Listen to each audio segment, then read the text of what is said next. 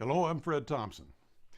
I'm one of the countless number of Americans who know firsthand that in this country, a person may be born into mighty circumstances, but that he comes into the world blessed in ways that have been unimaginable to the vast majority of people who have ever lived.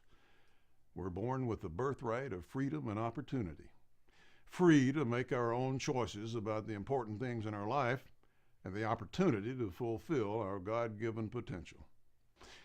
The greatest fear that I have for my country is that our government now has us on a different path. Instead of freedom and opportunity, it's one of debt, dependence, division, and decline, a path that will weaken our country and sap the vitality of the American people. We have moved from an era of balanced budgets to a time of debt as large as our entire economy and of lost credit ratings. In 2001, when I was chairman of the Senate Governmental Affairs Committee, I released a report that we call Government on the Brink, in which I laid out the extent to which our government was bloated, growing, wasteful, subject to massive fraud, and basically out of control. A decade later, it's worse. Today, federal bureaucrats think they can tell a family where they can build their home and a business where it can locate. I believe that how one views the condition and trajectory of our country determines how one views the strengths of our presidential candidates. For me, I believe that we're at a tipping point, one from which we may not return. To avoid these disastrous consequences, our country needs leadership that is fearless and confident, a candidate who can give voice to the concerns and frustrations of the American people. Someone who understands and will never apologize for American exceptionalism. We don't need to just manage the way Washington works. We need to fundamentally change Washington.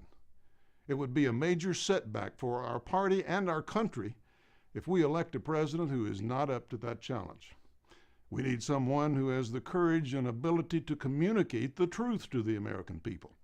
Someone who will explain the hard choices that we must make if we're to give our children and grandchildren the same opportunities our forefathers bestowed on us and avoid the fate that other great nations have suffered throughout history.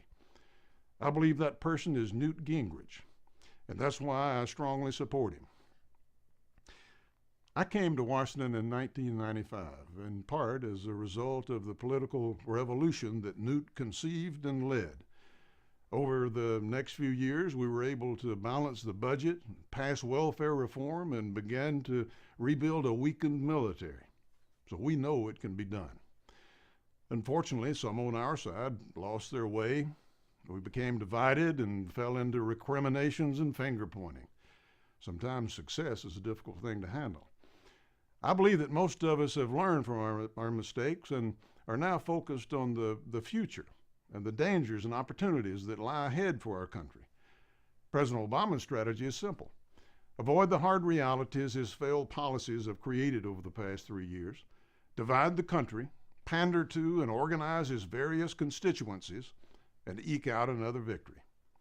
I believe he fails to see what so much of the political establishment and the Washington insiders on both sides of the aisle fail to see, that these past few years have changed our people and our country. People in America don't want to be told what to do, and they certainly can't be told what to think. They see for themselves what's happening in Europe with Greece and Spain and the lot, and do not want it happening on our shores. And they're spontaneously organizing in towns all across America. They realize that on our present course, we may not recognize our country in a few years. They're waiting to be inspired and energized to a cause that will conserve those first principles that made us the envy of the world.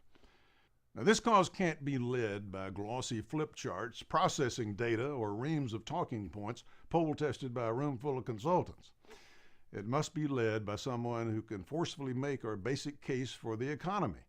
For example, how lower taxes benefit all Americans and can raise revenue for the legitimate and limited functions of the federal government. Someone who is able to articulate the message of growth, free enterprise, and freedom. Someone who knows that bold ideas have preceded every major achievement of mankind, including the United States of America. I believe that Newt Gingrich is that person. If you agree, please join Newt and me in this effort to renew America's exceptionalism. Go to newt.org, show your support. Thank you.